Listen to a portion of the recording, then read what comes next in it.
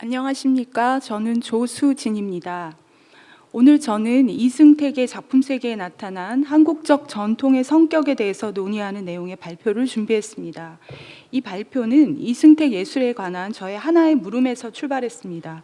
이승택의 작품에 한국적 성격을 부여하는 요소들, 즉 그의 작품에 계속해서 등장해온 다양한 민속적, 무속적 모티프들이 불러오는 낯섦과 무시무시함의 효과의 원인, 그리고 이 모티프들이 어떤 방식으로 그의 전생의 작품 세계에서 개념화되어 갔을까 하는 문제입니다.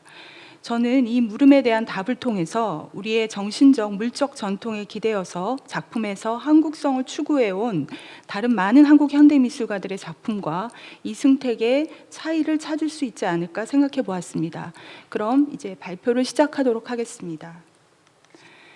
이승택의 주장에 따르면 예술가로서의 그의 평생의 목표는 미술이 아닌 미술, 즉 기존 질서와 고정관념을 거부하는 비미술을 추구하는 것입니다.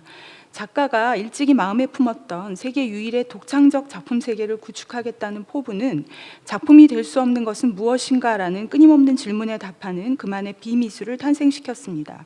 흥미로운 점은 이승택이 이 같은 자신의 예술론을 설파하면서 반이 아닌 비의 개념을 끌어왔다는 사실입니다.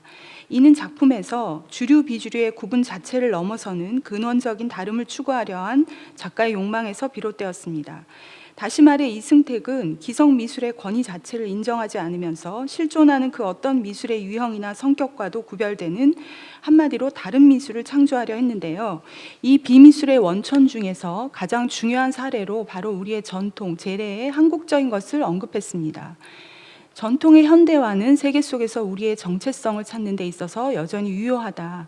그리고 서구의 것과 다른 나만의 작품 세계가 표출된 것도 사실이고 오늘의 내가 존재하는 이유도 여기에 있다라는 이제 그런 말씀을 하셨죠. 이승택 스스로 한국 현대미술이 해외미술의 동향에 민감하게 반응해 온 것은 부인할 수 없다고 말씀하셨지만 동시에 가장 민족적인 것이 가장 세계적인 것이다라는 생각으로 우리의 일상에서 무엇을 찾았다고 발언해 왔습니다. 홍익대학교 1학년 재학 시절에 발표한 설화는 천하대장군과 지하여장군을 소재로 한 것인데요. 그것을 시작으로 오늘날까지 고드렛돌, 오지, 기와, 성황당, 성물, 남근석 같이 다양한 민속적, 무속적 모티프들을 이용한 작업을 선보이고 있습니다. 이런 말씀과 함께 그리하여 오늘의 내가 존재하는 이유도 여기 우리에 있다라는 이승택의 이 고백에서 우리는 그가 개인적 정체성과 민족적 국가적 정체성을 동일시하고 있다는 것을 다시 한번 확인하게 됩니다. 그런데 한국 현대 미술사에서 미술의 근대화 및 국제화 과정과 작가들의 전통 문화의 탐구는 동시 발생적이면서도 보편적인 현상으로서 이승택 외에 많은 이들이 이와 같은 시도를 한 적이 있습니다. 한국적 전통과 현대적 미술 양식을 결합하려고 시도한 그 많은 미술가들의 작업 중에서 이승택 예술의 독자성은 각 작가가 일평생 추구했던 한국적인 것의 성격이 무엇인지 그리고 그것이 타 작가들의 것과 어떻게 다른지 밝혀질 때 비로소 드러나게 될 것으로 생각하고 있습니다. 1960년대 이후에 국전과 제야미술계의 여러 작품이나 자연회귀적인 동양의 정신세계를 추구했던 단색화나 또 민족의 기층문화를 원용해서 저항적 미술 양식을 정립했던 민중미술과 이승택의 한국성은 어떤 차이점을 지니고 있을까 하는 질문이 있었습니다. 미술평론가 박용숙 선생님께서 이제 한국 미술의 본질을 한국성에서 찾는 한국 미술의 기원, 미술사의 근본 문제라는 저서도 90년에 발표한 적이 있으신데요. 늘 말씀하셨듯이 결의의 신화, 그러니까 우리 문화의 원형을 근간으로 삼아서 탄생한 한국 미술의 본질을 한국성에서 찾는 날 것 그대로의 원시적인 한국 현대 미술이 과연 이승택의 작업일까요? 아니면 전통적 소재를 해당 문화의 맥락으로부터 분리해서 형식적으로 전유했던 모더니즘 원시주의의 한국적 버전일까요? 이런 기존의 시각에 기대지 않고 이승택의 한국적인 비미술을 바라볼 관점은 있는 것일까요? 이에 대한 해답을 저는 첫 번째로 만들 수 없는 한국적 전통의 재현이라는 주제를 가지고 말씀드리려고 합니다. 오늘날 이승택의 대표작으로 여겨지고 있는 고드레 돌은 고체를 연체로 인식하는 발상의 전환, 좌대 없이 조각을 바닥에 설치하는 형식적인 혁신, 그리고 특유의 묶기 제작 기법으로 인해서 전이성을 인정받아 왔습니다. 작가가 소재로 취한 고드레 돌은 선조들이 발이나 돗자리를 엮을 때 끈을 감아 매어 늘어뜨린 돌입니다. 이승택은 이 돌을 수십 개 묶인 손틀 기구를 복제해서 걸어놓고 보면서 어떤 사물이나 소재건 묶기만 하면 묘하게도 본래의 형상이 새롭게 느껴진다라는 결정적인 아이디어를 얻었다고 했습니다. 재래의 사물들을 관찰하면서 조형성 가운데서 현대적 미감과 미술사적 혁신의 단서를 발견하는 과정은 이승택 외에도 당대의 여러 작가가 경험한 바 있습니다. 그러나 이승택과 그들의 차이점은 작가가 민속품의 복제, 즉 골동품의 외형을 모방하는 가운데서 본인 예술의 창조적인 발상을 이뤄냈다는 사실입니다. 즉 이승택은 진짜 고드렛돌이 달린 골동품과 닮은 가짜 고드렛돌로서의 예술품을 제작하면서 작품 세계의 한국성을 확보해 나간 것인데, 그 시작은 이제 메어진 돌 시리즈였습니다. 그래서 이는 다시 뭉친 종이, 헝겊, 강목, 노끈 같은 여타 재료를 이용한 여러 연관작의 창작으로 끊임없이 이어집니다. 민속은 누대에 걸쳐서 형성되고 축적된 특정 집단의 삶의 양식이며, 전통의 민속품은 그것을 재현한 문화적 가공물입니다. 민속품 고드렛돌이 한민족의 과거 일상을 대변하는 문화의 영역에 속한 사물이라면, 이승택의 예술품으로서의 고드렛돌은 현재를 살아가는 미술가라는 개인에 의해서 미학의 영역으로 진입한 사물입니다. 일찍이 제임스 클리포드가 예술 문화 체계라는 개념으로 설명한 바 있듯이, 오늘날 많은 전통적인 것들이 문화적 가공물로서의 민속품의 영역과 독창적 창조물로서의 예술품의 영역 사이를 다양한 방식으로 오고 갑니다. 그런데 이 전통적인 것이 서구에 의해서 원시적인 것으로 규정되어 왔던 제3세계 사회의 소산일 경우에는 전통적이고 집단적인 문화와 독창적이고 개인적인 예술의 관계가 한층 더 복잡하고 민감한 문제가 될 수 있습니다. 사회의 기층에 위치하는 사람들은 물건이 제 아무리 오래된 진품이라도 국가 공인문화재가 되기 어렵습니다. 그리고 그것이 수집되어 박물관에 전시되어도 예술품이 되기가 쉽지 않습니다. 대부분의 민속품은 대중이 손쉽게 접할 수 있는 과거의 유물로서 골동품 가게에서 거래되거나 외형을 본뜬 모조품이 관광 상품으로 팔리게 되는 운명을 맞이하게 되는데, 이승택이 선택한 민속적인 물건들, 메어진 칼에서의 칼이라든가 또 바람 시리즈에서의 굿당이라든가 돌탑 시리즈의 돌탑 같은 것들은 이제 더는 문화재의 가치 기준을 따르지 않고 작가에 의해서 전격적으로 예술의 지위를 획득하게 됩니다. 그리고 이 같은 이승택의 작품을 보는 관람자는 전통적인 민속품과 현대적인 예술품의 용도와 가치를 상호 비교하면서 오늘날 한국의 문화예술계에서 그것이 지닌 의미에 관해서 재고하는 기회를 얻을 수 있게 됩니다. 이승택이 고드렛돌에서 착안한 실험에 돌입하던 시기의 한국은 국가에 의해서 에릭 홉스봅이 말한 바와 같이 만들어진 전통의 수립이 급속도로 이루어졌던 시기라고 할 수 있습니다. 이 시기에 그 당시의 문종문화 창달을 국가이념으로 주창했던 박정희 정부가 1962년도에 문화재보호법을 제정하고 민족의 문화적 자산인 민속문화와 무속연행에 관심 보인 바 있고, 70년대 이후가 되면서 이제 사회가 급속히 근대화돼 가게 되자 세시풍속과 민간 신앙이 한국인의 일상과 이제 점점 이제 분리가 되게 되고요. 심지어 무속적인 것은 전근대성의 상징으로 치부되게 되고, 그와 동시에 이제 민속품의 관광 상품의 개발이 정부에 의해서 본격적으로 일어나게 됩니다. 이게 71년도에 이승택의 개인전이 발표됐던 시기와 비슷하게 맞물리는데요. 이제 국가가 정책적으로 궁중의 공예품 같은 고급 문화유산의 발굴이나 보수 관리에 진력하기 시작하는 시기와 겹친다고 할 수 있습니다.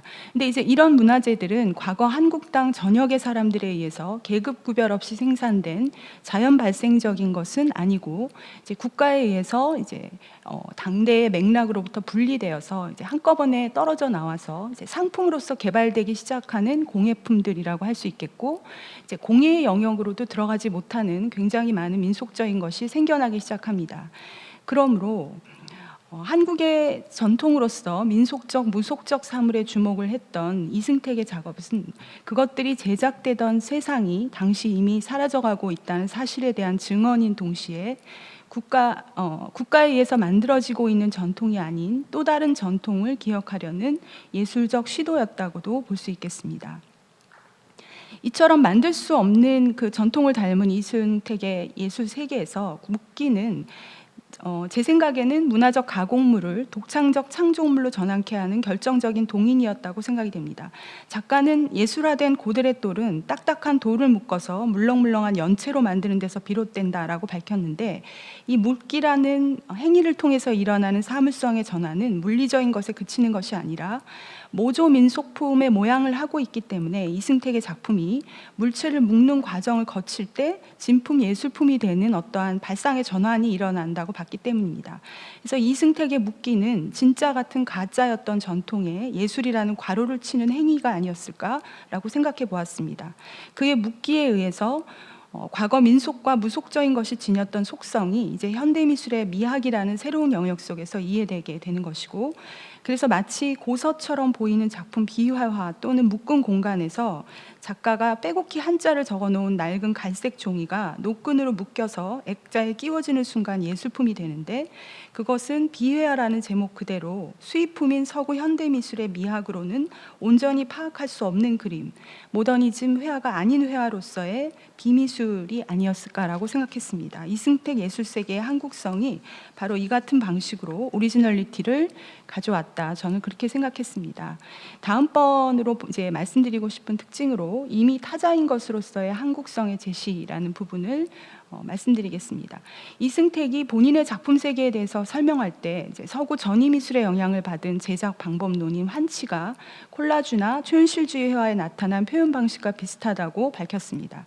이들 미술이 고정관념에 빠진 예술적 사고의 매너리즘을 극복하고 소재와 매체의 혁신적 실험을 가능케 한 것처럼 작가도 기이하고 엽기적인 것들을 예술화할 수 있었다. 그래서 물렁물렁한 돌, 또 돌 궁둥이, 털난 캔버스 같은 것들이 서로 연관될 수 없는 요소들이 한 장소에서 만나거나 특정 사물이 엉뚱한 환경에 위치하게 될 때 관람자는 충격과 경이로움을 느끼고 사물과 예술에 대한 통념이 타파되는 경험을 하게 됩니다. 이승택이 고들의 돌에서 기지의 것, 그러니까 단단한 돌을 미지의 것, 무른 돌로 바꾸는 사물 개념의 환치를 처음으로 시도를 했고요. 이 무른 돌은 그것과의 형태적인 유사성을 기반으로 또 다른 미지의 것, 백자 엉덩이 또는 돌 엉덩이를 탄생시켜서 환치의 연쇄를 이뤄냈다고 봤습니다.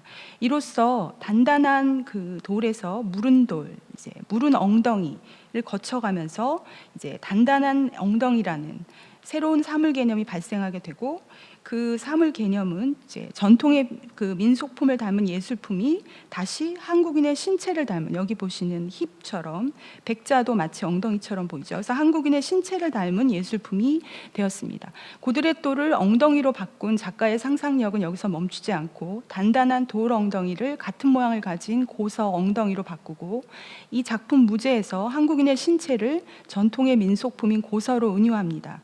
슬라이드의 마지막 작품인 90년대의 무제에서는 고서처럼 보이지만 사실 작가가 직접 한국 근대사 문구를 적어 넣은 것이고, 동물과 인간 신체인 엉덩이의 결합을 통해서 자본에 대한 동물적인 욕망을 지닌 인간인 한국인이 창조해온 근현대 역사를 은유했습니다. 그리고 이제 이 책 엉덩이는 고서를 막대기 형태로 묶은 종이, 두 번째에 보시는 작품에 이르러서 다시 긴 책 막대기가 되고, 이 긴 막대기는 다시 땅에 놓인 그 캔버스 프레임에 고서를 감아서 바닥에 놓은 종이 설치해서 고서 액자가 되어서 이제 옛 그림이 됩니다. 이것은 계속해서 이제 작가의 환치의 연쇄의 과정이라고 저는 보았습니다. 그래서 고들의 돌을 엉덩이로 바꾼 작가의 상상력이 이제 계속해서 이제 바뀌어갑니다. 그래서 이 책 엉덩이 무제가 어디까지 가게 되냐면 옛 그림까지 가게 되는데, 이 옛 그림은 다시 왼쪽에 보이는 한민족이 즐겨 사용했던 색이죠. 오방색과 오관색에 해당하는 청색과 적색, 황색, 녹색의 천을 묶은 무제가 되고, 같은 그림이라는 측면에서는 또 육체성이 반영이 되었다는 측면에서는 오른쪽에 있는 한국인의 작가 본인의 머리카락이 부착된 털난 캔버스로도 환치할 수 있습니다. 그래서 이것이 다시 고서 책 막대기가 벽에 수직으로 세워지게 되면 옛 그림 오른쪽에 보이시는 그 제4회 개인전 전경에서 벽에 걸쳐져서 세워진 벽 이제 그림의 프레임과 함께 이 막대기가 전시되게 되고, 이 막대기는 다시 청색과 적색이 칠해져서 한국인의 일상용품인 이불과 결합돼서 이불 그림을 지탱하게 됩니다. 그리고 왼쪽에 보시는 작품은 1986년에 후아랑에서 무속과 비조각의 만남이란 제목의 개인전을 개최했을 당시의 작품인데, 이 고서 책 막대기가 다시 이제 오른쪽에 한국인의 신체인 남근을 닮은 생기목으로 한치됩니다. 이렇게 해서 이제 작품을 전시하는 방식이 굉장히 비슷하시죠. 그래서 이상의 사례들을 통해서 결국은 이승택의 작품들 속에서 민족 정신을 상징하는 고서와 전통 회화, 무속적인 것, 그리고 한국인의 신체가 상호 관계를 맺으면서 계속해서 이제 환치의 연쇄를 이루는 가운데 결국은 미지의 한국어인 것으로서 연쇄적으로 예술해 나가는 과정을 보여줬다고 보았습니다. 지금 보시는 글은 작가가 직접 말씀하신 것인데요. 우리의 무속이 오묘하고 신비하고 나를 매료시키고 애를 태우게 했는데, 그것은 동시에 기분이 좋지 않은 섬찟함이나 불쾌함, 매료, 음산함이 서려 있어서 이것을 새로운 각도에서 모색했고, 불길한 재질감이나 토속색을 택해서 비조각의 탐구에 심혈을 기울였다라고 이제 말씀을 하셨는데요. 이 속에서 제가 봤던 것은 왜 당시에 전통의 것인데 작가 스스로 이것을 굉장히 무섭고 섬찟하고 음산하고 짜릿하게 생각했을까 하는 문제였습니다. 그래서 이승택의 예술 세계에서 한국적 전통이 과연 무엇이었을까, 그는 무엇을 느꼈을까라고 볼 때 결국 하나의 기표에서 다른 기표로 끊임없이 환치의 연쇄를 이루면서 모습을 바꿔가는 가운데 미지의 것이 되어갔다고 생각했습니다. 작가가 본인의 머리카락을 재료로 삼아서 제작을 시작했던 털난 캔버스는 결국 이승택 자신을 비롯한 모든 한국적 자아의 정체가 분명해지고 있음을 드러내는 상징물이 아니었을까라고 생각해 보았습니다. 그래서 이 작품은 멀리서는 굉장히 소색의 캔버스에 검은 물감이 스며든 것처럼 보이지만 가까이 다가가서 재료를 보는 순간 갑자기 날 것 그대로의 육체성이 드러나면서 무서움과 섬뜩함을 느끼게 됩니다. 이럴 때 이제 서구화된 근대적 주체인 한국인이 우리의 무의식과 만나게 되고 낯설고 신비한 타자가 되어버린 전통과 만날 수 있게 되는데, 그와 함께 깨닫게 되는 것은 결코 우리는 예전의 한국인과 같은 존재가 아닐 수 있고, 현대미술에서의 타자란 서구의 것이 아니라 어쩌면 지나간 한국의 것일 수도 있다라고 하는 깨달음이 아닐까라고 생각했습니다. 그래서 다음에 보시는 이 작품에 바람과 기와 입은 돼지가 있는데요. 이승택의 작품에서 이미 타자가 되어버린 한국성은 그렇지만 절대로 사라지지 않고 수시로 아주 야릇한 모습으로 나타나서 이제 우리를 사로잡게 됩니다. 아주 매력적이면서 동시에 무섭기도 한 그런 느낌을 받게 되는데요. 그럼으로써 그것은 한국 현대미술이 내면의 실제를 잊고 가상화의 위험에 빠질 때마다 이를 경고하는 내부 고발자의 역할을 하지 않을까 생각해 보았습니다. 그러므로 모더니즘 조각의 전형적 기법이 아닌, 그러니까 작가의 여러 독창적인 시도들, 묶거나 감거나 늘어놓거나 흘리기나 또는 불지르기 또한 서구의 모더니즘 미술에 대한, 그리고 동시에 당대의 한국 현대미술에 대한 타자의 언술로서의 창작행위라고 생각했습니다.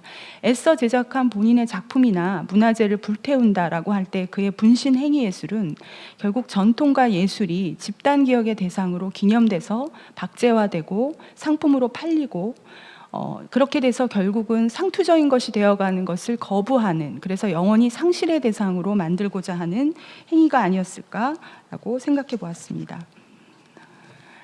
그래서 이승택 스스로 야외에서 불을 질렀던 이런 작품 분신 행위는 그 어떤 예술적 의미의 그물망에도 포착되지 않으려는 타자 작가의 발화 행위이자 비미술의 대표적인 사례로 생각을 했습니다. 이제 여기서부터는 다시 민소품 같은 문화적 가공물로부터 출발했던 환치가 점차 주변의 천연물로 확장되어가는 과정을 보았는데요. 바닥에 깔려있던 나무 액자로서의 종이 철치가 잘린 나뭇가지나 강목에 헝겊을 감아서 다시 야외에 늘어놓는 비조각이 되고, 다시 그것이 살아있는 나무의 가지에 헝겊과 오브제를 새 둥지처럼 감은 비조각으로 다시 연결이 되고, 그리고 이 작가님의 사진으로 남아 있는 작품 중에서 이제 높은 나무 위에 실제 까치둥지와 인공둥지를 같이 설치하는 스카이하우스, 또는 목구 이제 연필 공장에서 범상치 않은 인공물의 이제 형태를 보고 선택했던 목구놀이 같은 작품에서 자연적 조건이나 사회적 상황의 예술적 개입, 사유화의 단계로 진입을 하게 되고, 그래서 이 부분은 많은 선생님들이 말씀하실 것이기 때문에 빨리 넘어가자면, 이승택의 사유화 작업의 공통점은 결과물이 모두 사진이면서 동시에 후처리 과정이 동반된다는 사실에 있습니다. 그래서 김희순 교수님께서는 포토콜라주라고 말씀하셨고, 또 이인범 교수님은 포토픽처라고 말씀하신 이제 그런 부분들인데, 이 지점에서 이제 전통과 관련해서 제가 보았던 것은 유적지 같은 사진 위에 덧붙여진 이 이질적인 이미지들이 결국은 우리가 알고 있는 익숙한 문화재의 공간을 낯선 예술의 장소로 변화시키는, 물론 이것이 무엇인지는 우리가 알고 있지만 그 위에 아주 이질적인 것들이 이제 놓여지게 되기 때문에 결국 낯선 예술의 장소가 된다고 보았습니다. 그래서 이런 포토픽처 작품들에서 결국 사인이나 트레이드마크의 역할을 담당하는 것이 화면 속에 서 있는 작가의 모습입니다.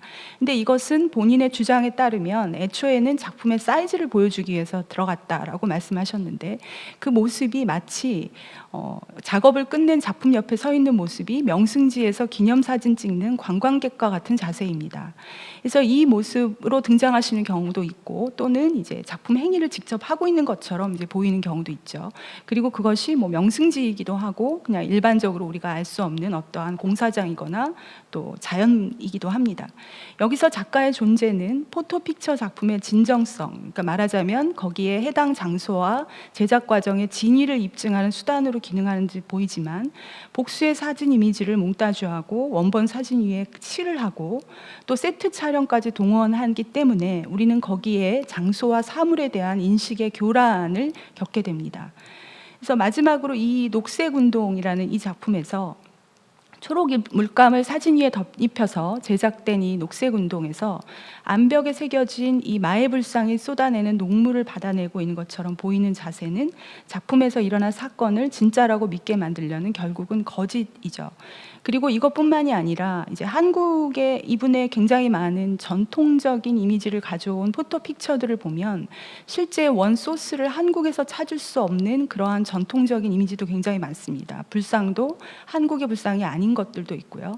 이제 그렇게 될 때는 이것이 과연 한국의 전통인가에 대한 물음조차 되게 애매하게 만들죠. 이것이 한국이 아니다, 한국의 명승지가 아니다라는 지점까지 나가게 되는, 그래서 우리로 하여금 계속 교란시키는 그런 이제 작업을 포토픽처에서 선보이시고, 그래서 이와 같은 그의 행동으로 현존하는 문화유산으로서의 불상과 그것이 자리한 장소가 전통에 부여된 피상적이고 판에 박힌 이미지, 일종의 유적지, 관광객들에게 소비되는 스펙터클로서의 풍경을 벗어나게 되고, 전통적으로 문화유산의 시공간은 일반적으로 우리는 과거와 연속성이 있다라고 생각하지만 사실은 우리 전통의 상당 부분이 시대적 요구에 따라서 만들어지기 때문에, 특히 근대의 국민국가의 성립기간에 굉장히 많은 그런 일을 겪어왔기 때문에 사실은 우리가 보고 있는 이런 전통의 장소들은 이전과는 단절된 시공간을 속성으로 삼고 있다라고 생각합니다. 따라서 오늘날 우리 주변의 환경으로 존재하는 문화유산은 서로 다른 시공간의 궤적들이 교차하는 지점으로서 언제나 만들어지고 있고 또 변화에 열려 있다라고 생각하고 있습니다. 그래서 이승택의 포토픽처로서의 문화유산이 언제 어디서 촬영된 것인지, 어디에 있는지, 과연 작가가 어느 정도 개입했는지조차 명확히 알 수 없는 결정 불가능성과 불확실성을 내포한 존재이며, 그것은 과거의 연속성에 대한 관람자의 믿음을 끊임없이 방해하고 근대적인 총체성에 포섭되지 않는 한국적인 것의 실제 모습을 바라보게 만듭니다. 그래서 이것은 오로지 예술적 의미에만 종사하는 국지적인 예술적 절대성의 장소가 되고, 근대화로 순화되어 버린 한국적 전통의 타자인 또 다른 전통의 스펙터클, 예술화된 전통, 한국성을 우리에게 제공한다고 생각했습니다. 그래서 이승택은 이처럼 전통에 대한 본질주의적인 태도를 경계하면서 또 민족주의의 환상, 신화에 빠지지 않는 방법으로 일평생 한국적 비미술의 창조를 이룩해 왔고, 이로써 이승택의 예술세계의 전통은 미완의 서구를 보완하는 타자로서, 이제 보통 우리가 모더니즘 원시주의에서 모더니즘 미술이 참고로 하는 그런 제3세계의 미술은 선택되는 순간 동시에 서구의 부족함을 보완하는 타자로서 재차 이용되게 되죠. 이제 저는 이승택의 이 한국성은 그것에 이용당하지 않으려는 끊임없는 도망의 과정, 끊임없는 거부의 과정이라고 보았습니다. 그래서 순치되지 않으려고 하는 태도이고, 그렇기 때문에 끊임없이 몸을 바꿔가면서 연쇄해가면서 이제 빠져나가는 것이죠.